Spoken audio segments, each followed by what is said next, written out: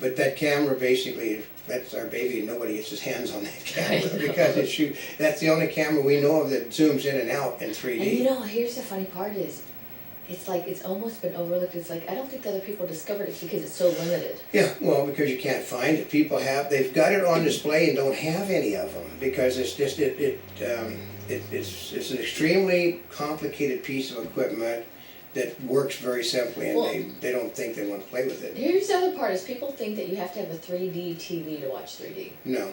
Yeah. You watch 3D on the computer. I have got off a massive laptop that I use for editing 3D on, and it's not a 3D monitor. It's just an ordinary high def monitor. So when I see the finished product, I'm watching it off of that. Mm-hmm. So you do not have to have a 3D. Okay, we're going to go back to the thing from the cable show where they finally admitted any TV set ever created will show 3D. Mm-hmm. They won't tomorrow. Mm-hmm. They're trying to fix it so you can't watch it on their proprietary systems. And a lot of these designer 3D glasses that we're talking about, I mean, maybe somebody will be able to pick up fries, but we're looking at places like Sunglass Hut. Yeah. Maybe if you have a specialized optometrist, Yeah. perhaps. Probably, I would assume that all the optometrist is doing is taking the readings off, and then the optometrist is sending them to the lab, and the lab And then will they do the produce work the for it. lens, yeah. It's the lab where it counts, because the optometrist is only taking, like They're if you're, giving the prescription. they're giving a prescription, and then they take that prescription in the lab, and they turn it into a set of lab glasses, but the glasses have a big catch to them. What? About what you can see with them. Oh, that's true. Yeah. And most of these 3D glasses are only intended for 3D. I did find an exception, and that one is the Calvins. You know, Calvin Klein? They Yeah. have a pair of 3D glasses that can work as sunglasses. Yeah, well, for the most part, they will warn you, flat out warn you, these glasses are not meant to be used as sunglasses. Mm-hmm. They will flat out tell you on these actually plastic, but they're got off, these are like $10 a pair, folks. Mm-hmm. And we've got like 14, 15 pair of them each. I know, and the new ones that are coming out, they're even, well, actually, most of them are like between, they're about $100 to Yeah. like $250. Yeah, which we'd like to get one of those because I'd love to see what this stuff works with on an active set, so. So the companies that they're looking at for the designer sunglasses are, designer 3D glasses, excuse me, are Gucci, Calvin Klein, Armani, Exchange, and Oakley.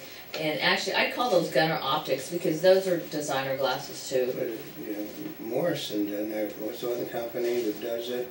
Oh, Macron. Macron, yeah, basically, we got. Or no, excuse me, Marchon. Marchon, they're going, a lot of these people are presenting at CES this year, Mhm. we're already getting the things about coming by. So, they're basically, I don't think they kind of cost you any more than if you were to buy a regular set of Well, glasses. you know, it's actually, it's coming in about that price. Yeah, because So- glasses, if you get a designer pair of glasses, well, I mean, these are, you know, these glasses here, which are a trademark, are a very expensive set of glasses, but they're just normal for the, But I mean, that's normal for the price, normal for the glasses. isn't that kind of funny? Because see, part of it is if it's with the TV and it's like $100 to $150, $200, then Yeah. it seems expensive. If they're sunglasses and they go into the sunglass part, then Then you'd think it just is it's a like normal the normal price. price. Yeah. But part of it is, other than the Calvins, the other ones aren't sunglasses. I know. They're just. But the other ones glasses could watch. be, because it's just I guess I don't it's think it's relatively easy. I mean, if they have the opticians. yeah, but I think, my guess is that Calvin's is designed for it's designed also for a specific type of 3D that But- basically uses the darker glasses. One of the other companies right here is Oakley. Yeah. Now, Oakley teamed up with DreamWorks Animation to help develop the Oakley 3D Goose Scan glasses, okay? And actually, they're only like about $120. Yeah. But Oakley It's a sunglass company, so why in the world are they not turning out sunglasses like Calvin? I see, that's the part that like, yeah, that I don't get. Because also Oakley, for a lot of you, they do sport glasses, Yeah. which actually is the shape of most of these 3D. They also have the glasses with the Asian bridges. Yeah, Asian bridges, which Mhm. is very hard to find. I mean, Yeah, it there's took not us very many companies that do It took that. us forever to find one set of glasses with Asian bridges for her. And that's basically an expensive set we got too. But I would think the Oakley, which is a sport glass, should quite easily be able to make sunglasses with their thing. I know, that's what I'm kind of, and the models from Oakley and Marchon, they use the passive polarization like we talked about, like this real, like the 3D, real like three they use D. in So theaters. basically, okay, here's what you do. Here, I'll tell you from the 1950s what we would do, because we'll put it this way. When I was younger, I got hit in the face with a baseball and it caused a problem with my eyes. And then so what happened was, I couldn't watch the 3D stuff. So what we did was we created a clip-on, in my case, we used paper clips and we clipped the things on the inside of my glasses, not the outside. Well, see, part of it is, how they have those people have glasses, you Flip get overs now. those flip over things? They went Can't to you do flip overs No, for they did 3D? flip overs in the 1960s. They went to the flip over like they do in sports. It flips down over. I would think you should be able to do that for 3D. Yeah, but once again, the problem is, everything they do is cost prohibitive. That's the whole problem with 3Ds. It's all cost prohibitive. These glasses are $10. Pure and simple. The glasses that she had, the anaglyph, are like $10. The paper ones are $1.25 a piece. That's in bulk. That's not if you buy one. If you buy a single, it's going to cost you more than that. Well, the other part is a lot of these companies, they're overlapping. For example, like Marchon, which is doing the 3D, it's a division of Marchon Eyewear. It's licensed its technology to Calvin Klein and Nautica. And Nautica, Nautica has glasses, but they're the sports manufacturer. Yeah. Or yachting, boating, whatever you want to call it. Yeah. But like I said, if it continually hits polarization, you're not going to be able to use them with your. They're not. First of all, I don't think. Okay, when you go into a theater, if they see you wearing the glasses, they're going to think they're their glasses, and they're going to want them back. Yeah, but they better look different than they. Well, I know, but they'll look different. So the problem is, we don't go into theaters with our glasses, even though we know that our glasses are better than ones they're handing out. Well, because otherwise you're going to look at you going like, why are you stealing the glasses? You're like, no, these are my glasses. And it's like, you get into that whole conversation. Yeah, but otherwise you use glasses that they've been recycling from people to people. Now, and, which, here's the question. It's a sanitary issue. Yeah, here's the question. What? If they're handling those glasses with gloves, yeah, why are they giving those same glasses back to people to handle without gloves? Yeah. See, there's the problem. Because, like when you go you just grab them from the whole stack. Yeah.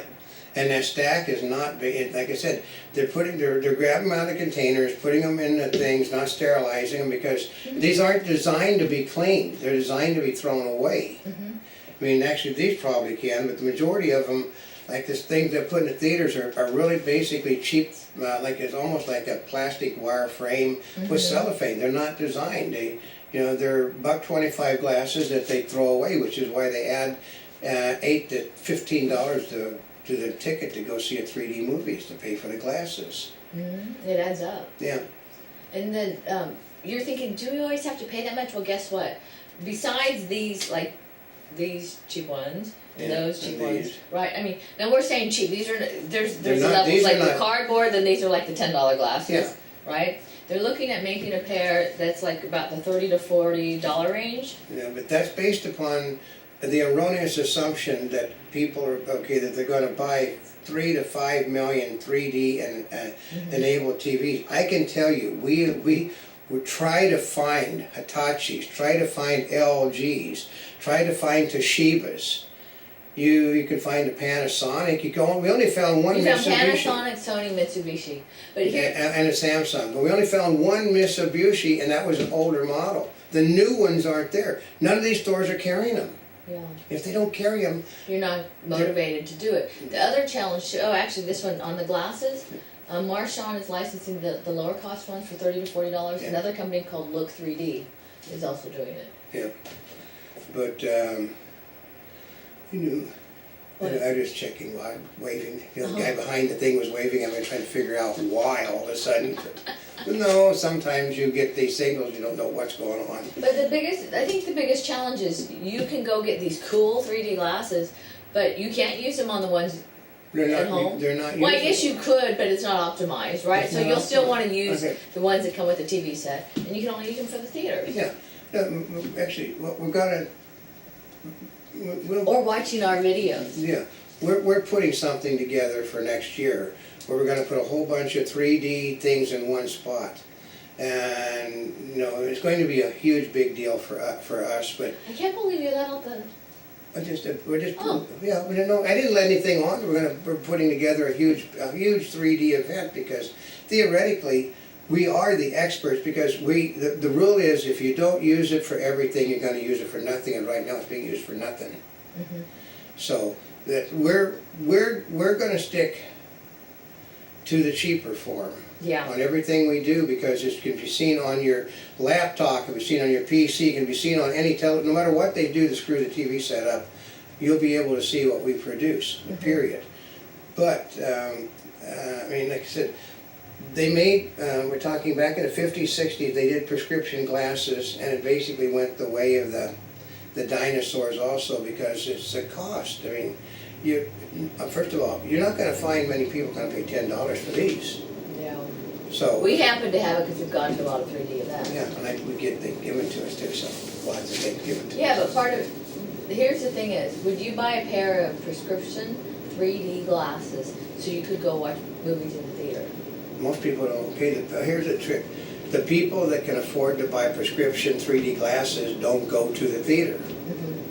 So and you know where they're gonna watch it? They're gonna watch it in their home. They're gonna watch it in their home. And the prescription 3D glasses, which are Polaroids for the theater, are not gonna work in the home. So once again, you shoot yourself in the foot. Unless, see, part of it is when you pair the TVs with the glasses, with the active shutter, they're optimized. Yeah, So, but they I don't have, know how well they're gonna work but with they're, regular but Polaroid according lenses. to this, they're all, the majority of them are going for polarization. Mhm. Which they don't do it on 80% of the TV sets. Right. So therefore, the people that would use the glasses at home are paying for glasses that they can't use at home. And they don't go into the theaters. That's what, this is what's wrong with the consumer electronics business at the moment. Well, and it's not like you're gonna get a discount by going to the 3D movie with your own glasses. No, they're not It's gonna like, give oh, you you got your own discount. glasses, then you can pay the regular fare. No, that's not what happens. Yeah, so it's. Well, here in the US anyway. But I don't see the guy, you know, that walks around with the glasses on his hair, you know, with his shirt sweater turned around his neck and driving a Beamer going into a movie theater with his 3D glasses.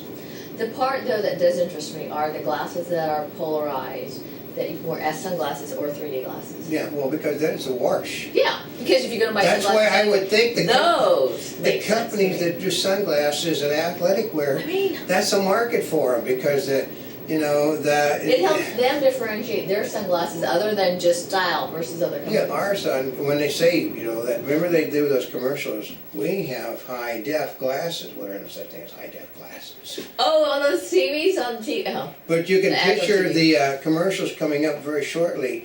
For $19.95, you can get a 3D high def sunglass to wear. Well, well, yeah. You know what actually makes me curious is if you're wearing glasses, 3D sunglasses, the optics in that. Because does everything look a little more 3D to you? I don't know, I haven't got my hands You know, on one. now I want to go look. We're gonna go sunglasses because you know part of it is we hear about things, we get news releases. Now we want to hit the stores Because we know, because the ones we've seen, they're all in boxes. You can't touch them. no, but right now, we're, actually, as of this date that this is being done, we're 4 weeks away from interviewing the people that actually turn this stuff I out. know. I'm really, really. And that we want to bring you the news on that. We're going to question, we're going to hit them hard, you know, about the fact that if your glasses are only good on polarized screens, the TV sets are not polarized, then what good are your glasses if they're not sunglasses? That's a very good question. Yeah, that's a very good question. So it's just, you know, the 3D is brought out every so many years to try to be the savior of the industry. This year, Yeah, but I think they've gotten further than other times. no, they've turned out god-awful amount of movies. I mean, basically the lists are like that of movies that have failed that were turned out in 3D. The list is still like, actually the list is now like that aren't doing well in 3D. I mean, because the fact they're basically backed off on 3D, 8 out of every 10 3D movies is a bust.